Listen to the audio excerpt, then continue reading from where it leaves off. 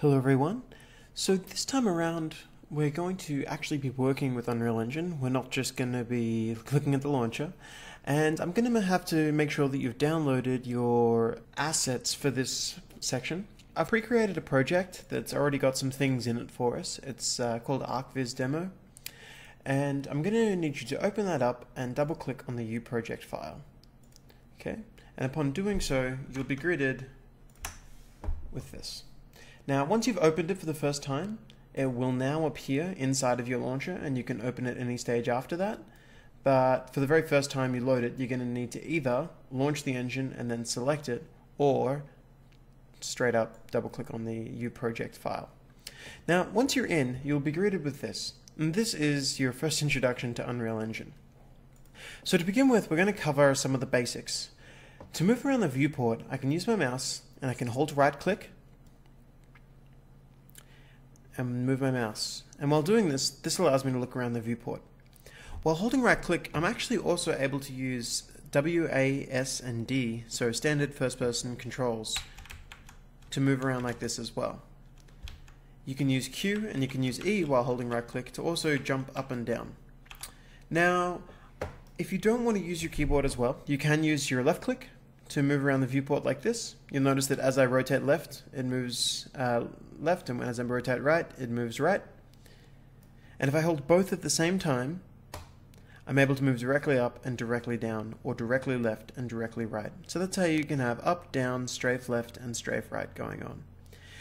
Now, within this viewport, we've got a couple of things, but there's really not much there. But that's okay.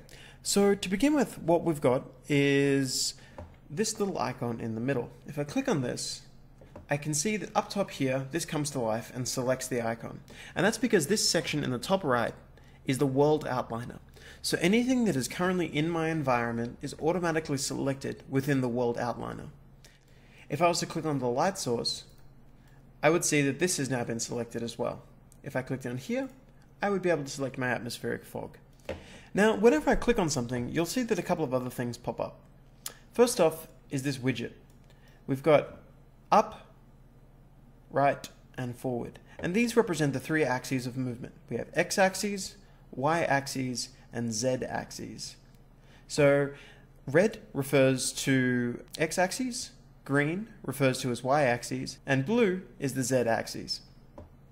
Now, when I select any of these things, I'm able to move the object along that axis.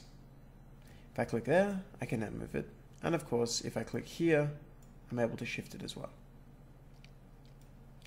So, some very basic stuff, but if I was to select this button up here, or alternatively hit the space bar, it'll cycle widgets, and I now get a rotation widget. And again, if I was to grab this, I'm able to rotate it. Now, some people might be confused as to why the colors seem different.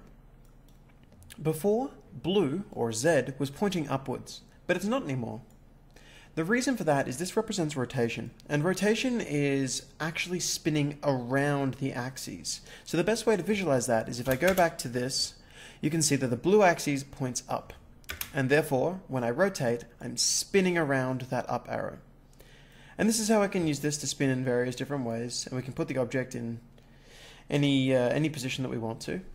Now, the final one that we get is scale, and if I click this, I'm able to scale. And this just makes it bigger or smaller, and increases. Now, I'm sure you've noticed as I've been doing this, that my numbers in the right-hand side over here are reflecting the changes that I'm making.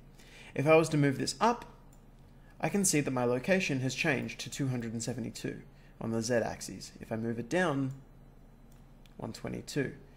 Now, at any stage, if you move something up and you want it to fall to the ground, you can press the end key and it will automatically drop to the ground. So the reason I brought these up is because this is the details panel. The details panel represents your basic attributes for any item. If I was to click on this light, I can now see that I have the ability to affect just how bright it is in the world. If I was to click on the player start here, you can see that there's not too many things that I can change by default, but I am still able to custom set the z-axis, for instance, and set its position in the world. I might also want to rotate it and have it facing that way. So I can just punch in those things directly and will automatically be set. Again, you can press End to drop it to the ground. So with that in mind, I'm going to actually go ahead and start making some changes here. I'm going to first off go to this section over here. Now this is the Modes panel. Within the Modes panel, we have access to a variety of different tools. We have Place, Paint, Landscape, Foliage, and Geometry Editing. So for this section, we're primarily going to be working with the geometry tools and the placement tools, and we'll leave the others for later. Now, for this first project, what I'm going to want you to do is click on this button down here that says Geometry. Upon doing so, you'll be greeted by these things here. This allows me to make a box brush, a cone brush, cylinder, stairs, or a sphere. Now what that means is if I was to get this box and left click and drag it into the world, I can see that it's now in the world. Now the reason I want you to know how to do this is that first off, I can see there are some attributes over here. If I was to punch in 400, it's automatically stretched this box out along that x-axis. At any stage you can click this little yellow arrow and it will reset it to the default values. Now there's another way to modify this, and this is, in my opinion, the far more useful way, and that is you can go to Geometry Editing mode. When I click on Geometry Editing mode, you'll see each face is now turned blue, and the reason for that is I'm now able to click on a face and just drag it out. Click and drag.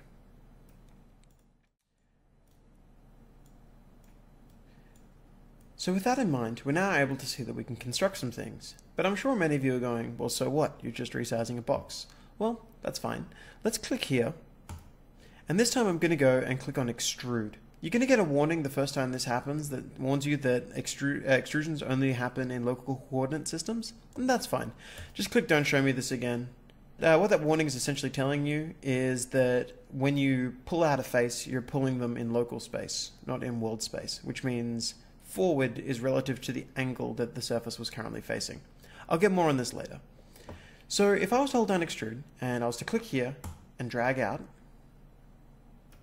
you'll notice something different happened. And what happened is that this time, instead of stretching the face to that location, what it did instead was it extended a new set of vertices, which are these corner points, out to that location and added some new faces in. So these can be selected now independently of one another. I'm able to click here and drag upwards. And you can see once again it's extended out. And if I was to click here, again,